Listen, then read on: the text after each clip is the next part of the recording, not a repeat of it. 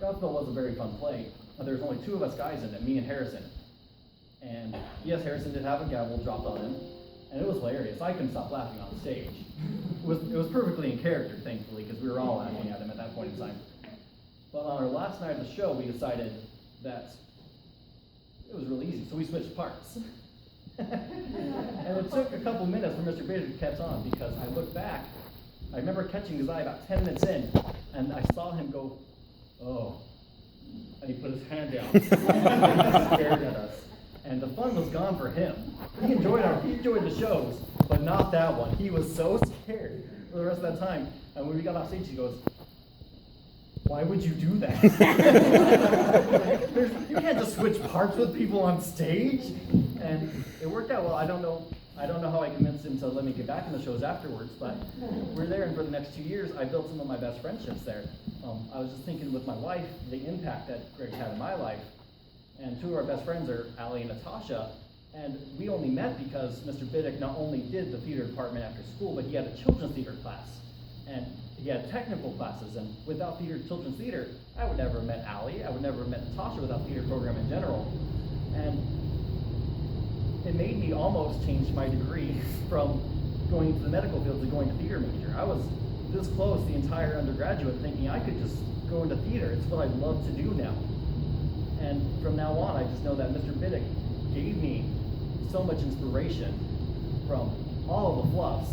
His very first story before every show was about his time in Once Upon a Mattress, which everyone, the student just nodded about this. When he broke a couple ribs on set due to mishap, and he still performed the show with the help of his best friend who was playing his son, who was able to coach him through the lines, and that's what theater was.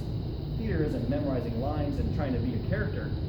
Theater is in the moment telling the story truthfully. And his friend helped him do that.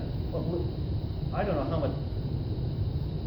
I just realized how many awful accidents he was in. Like, it's a miracle we met him. I'm very happy to have that opportunity. But delirious through pain of bruised ribs and almost a punctured lung, he got the story done, went off scene.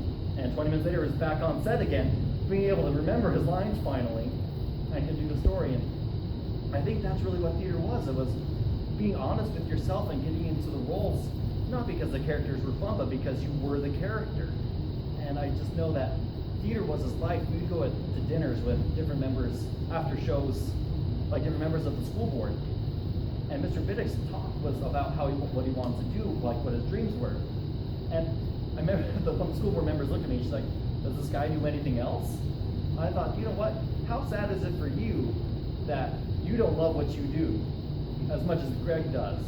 And you knew that Greg loved what he did, or he wouldn't be there early morning, late nights, every single day through summer, planning things, dealing with high school students to begin with. To begin with, he planted the seeds, and he's one of the few people keeping the theater system going I would say in America, because it's already taken spots by so many other people. But Mr. Bittick never stopped fighting for his students and for what they could do. And we've seen, and we have so many other students I'm sure have stories about what he inspired them to do. And it's because he loved what he did. And for me, theater and Greg Bittick are synonymous. You just can't separate them.